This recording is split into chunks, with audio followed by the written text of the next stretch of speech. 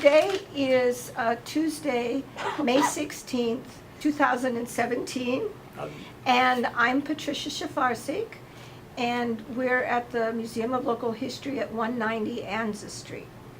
And today I'm interviewing Roby Pierce, who has lived in Niles for a very long time.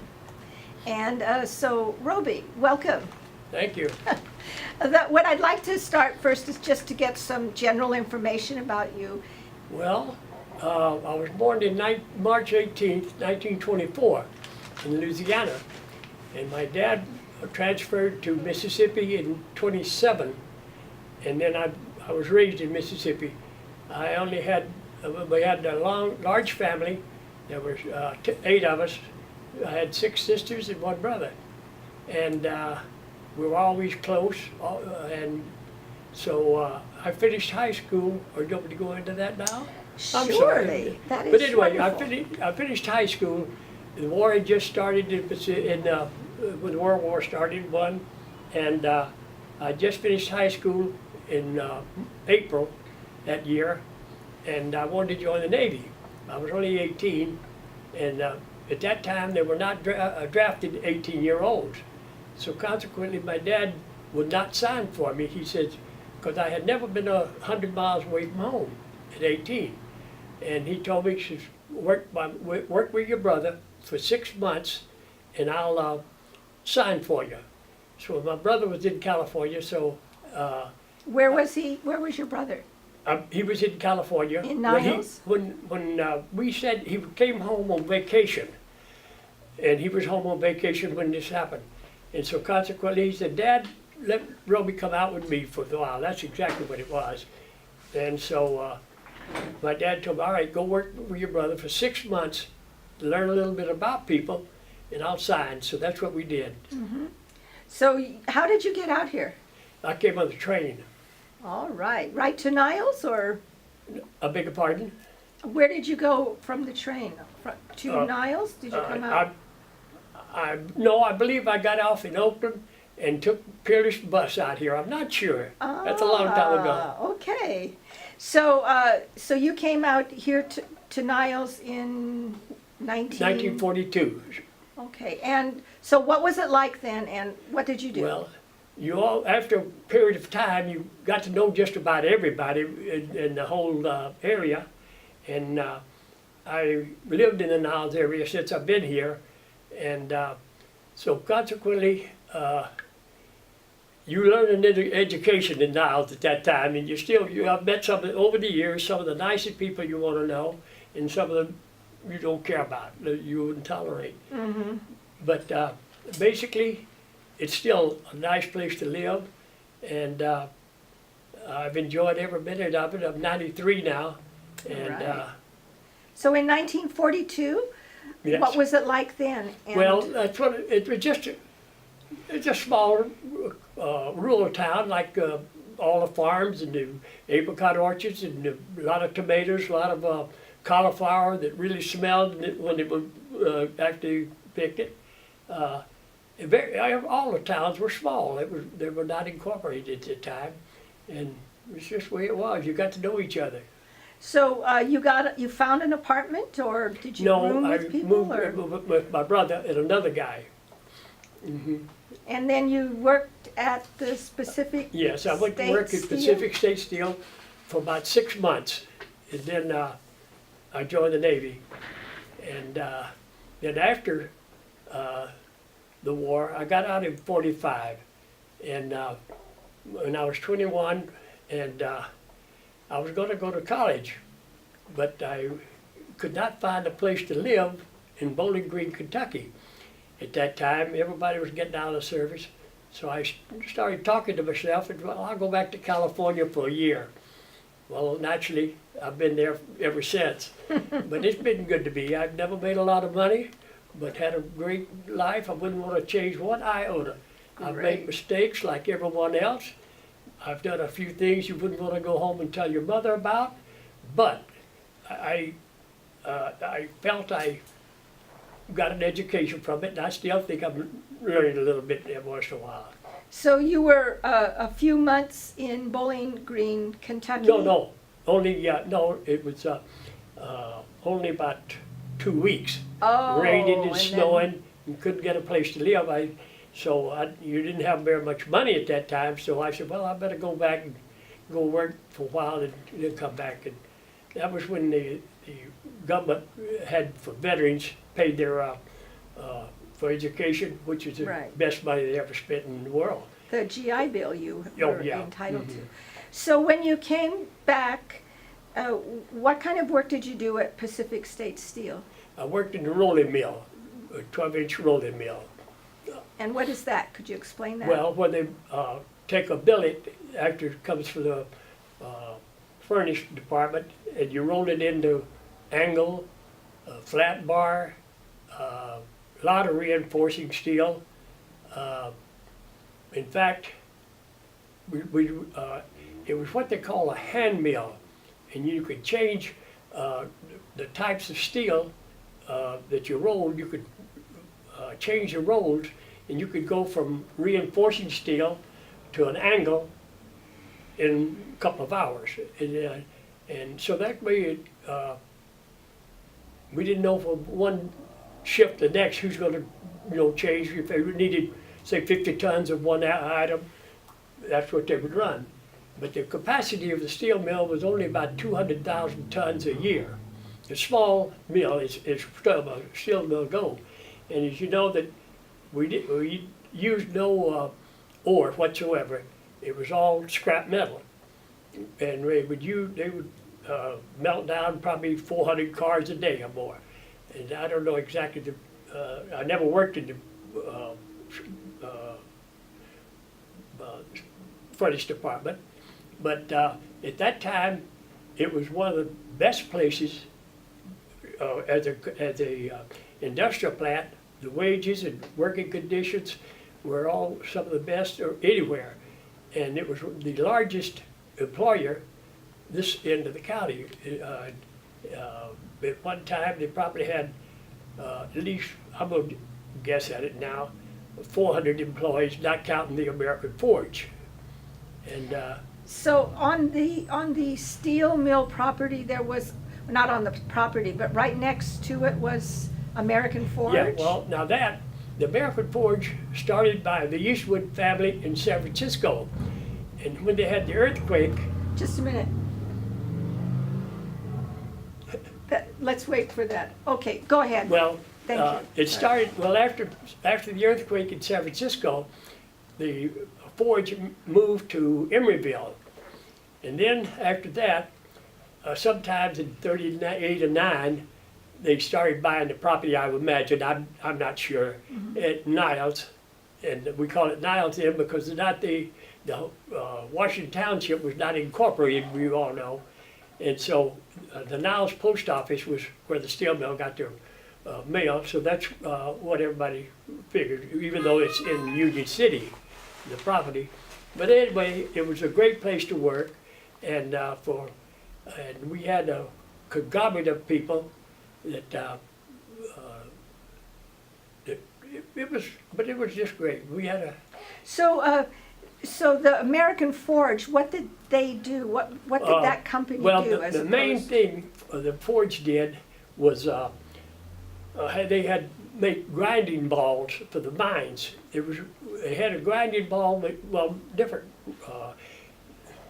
The thing, I don't know exactly how to express it, but the way the balls were made, it would be a steel plate that would cut off a piece of steel, and it would like you would take mud in your hands and roll it around. Of course, it was all automatic, but they made balls, everything from about a ½ inch to 6 inches, the round solid steel balls. And then later on, they would also do other forgings. But the Navy, it came out in it was 39 or early 40s. They built a open hearth, no, not the open hearth, but they built an electric furnace. They required that they pour ingots of about 35 tons that they made drive shafts out of for ships. And so sometimes they would come in and they'd say, we need X number, and they would shut the rolling mill down because the other had priority. But they made a lot of deals. And then after the war, Eastwood, I imagine, bought the furnace from them for probably, I have no idea, probably 10 cents on the dollar. But anyway, it was a great place to work overall. So you mean the U.S. government owned some of the machinery, and then it was? Well, they built it. They paid built- for building the electric furnace, yes. Oh, I see. And it would pour, like I say, about a 35-ton ingot. And then they would forge that down, and then they'd take it to the machine shop. So the steel mill itself had the furnace and created the steel, and you rolled it or Yeah, right. put it into. Yeah. And the forge company actually made something from the steel. Is that correct? Oh, yes, that was where So they worked hand in hand in that you were Well, it producing? was owned by the same family, Oh, okay, yeah. and who did own it? Eastwood family. Okay. So how did you learn what you had to do? Well, it's just repetitious. After a while, it's just monotony, and well, you do your job, and the way they were paid, it was X number of per hour, and then if you exceeded this, you got paid by ton. And either certain job had certain scores, and maybe, well, I don't know exactly how to explain it, but the people themselves, if a guy wasn't doing his job, we would get on him himself because it would be in our pocket. So, like it was one of the most outstanding places to work, and everybody knew it in the whole area. I was a shear operator that cut the steel after roll out on a hotbed, and you could an item would be, say, 200 feet long or more, and then you would cut it into the lengths that the customer wanted. Steel, well, reinforcing steel was basic, 20 feet long, all the way up to 60 feet long. Oh, okay. And then angle, it was anywhere from 20 to 30 and 40 feet. We never did roll anything other than that. Okay. But it was what they call a hand mill, and it was very expensive to run because it was old machinery that they had bought from back east. A mill had shut down, but it was in my job. I had two helpers, and my first helper, I only worked about a half an hour. I mean, only about half the time, but sometimes we'd work half an hour if it wasn't too hot. Other times, if it got hot, you're looking for relief in 15 minutes or more. But anyway, everyone wore long underwear at the time because you sweat, and it like a vacuum, and it kept you cool. And then they had showers. You took showers after working every day. And the years I worked there, I think maybe I went home dirty less than 5 times, and that was the only reason for that was just wasn't water at all. I've taken a few cold showers, but they had available lockers where it was about to dried clothes and you could hang up, and so you'd come home. You never, very seldom, you'd ever have to take a shower at home. Because you had so many showers at work. So it must have been difficult because of the extreme heat. Well, no, it was repetitious, and it was dangerous. And we've had guys that, like I said, a small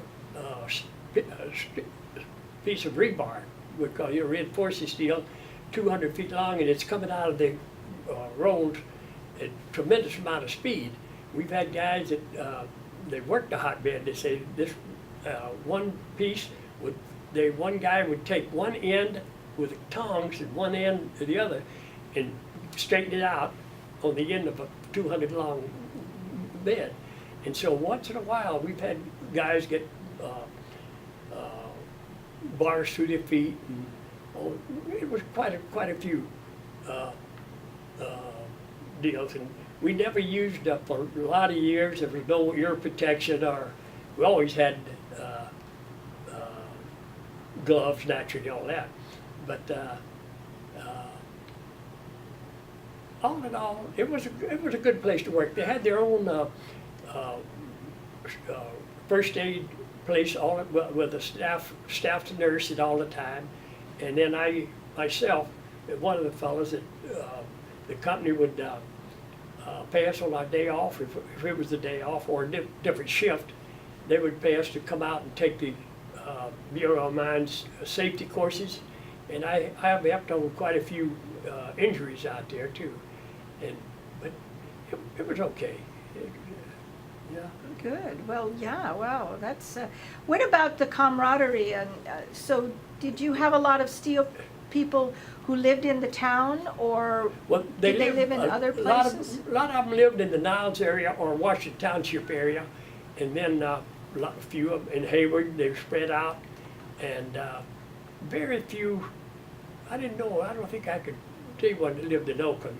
Maybe a couple over the years, but basically it was all within 10 miles of the area, and so commuting wasn't like it is now. So, yeah. So I heard, actually Thelma was mentioning that when the steel workers got paid, that they came right to Niles. Oh, and, well, we only What had, was that like? there was Tell only me. 7 or 8 bars there, and every one of them made a living. But it was all right. And Joe's Corner in Niles, it was one of the outstanding bars, but it was strictly mostly 99% men.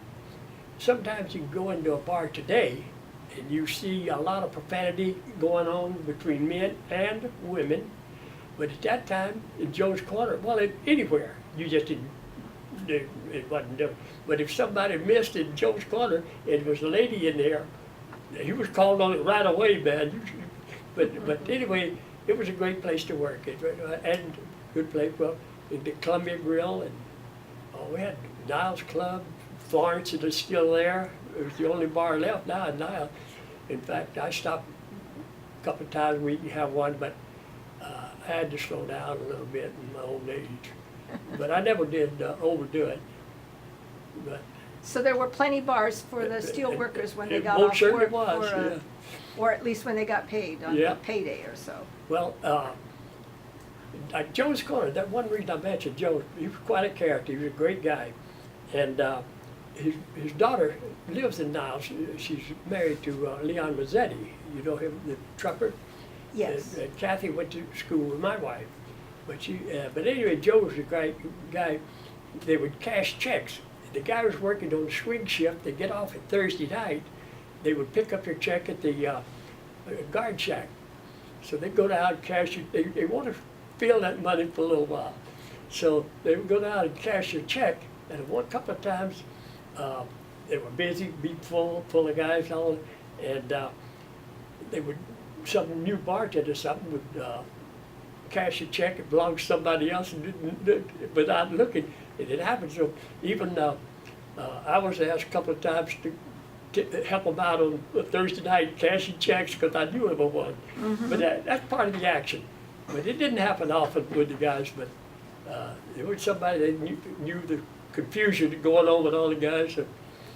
So but Joyce Corner was one of a the pretty stories. full place, huh? Oh yeah, it did really. In fact, see, earlier some of the farm workers, they had showers in there in Joe's Corner. A guy could come Really? in and take a shower, and now that was before my time, Oh. but the head still was there. But then I had, it was really quite interesting though. Great. So you worked there from Yeah. 42, but then you came back in 40, 45, Five, 46. I 46. came back, yeah. and so in 46, you were single. Yes. So when and where did you meet your wife? Well, And her name, please. I was the Perry family that lives here in Fremont now. There's several of the guys and a couple of the daughters left. They were a good friend of my wife's family, and the kids grew up together. And so Morris Perry, he and I were great friends. Morris? Morris was, Perry, he okay. was, he and his wife brought her down. I was tending bar one time in the at Columbia Grill, and they brought her down. I met her there, and that was it. And about 2 years, about a year later, we married. Yeah. And her name was? Mildred Enos. Mildred Enos. Mhm. And so you bartend at Columbia Grill? Once in a great while, not but if on weekends or something like that. But the guy that owned it was my next door neighbor.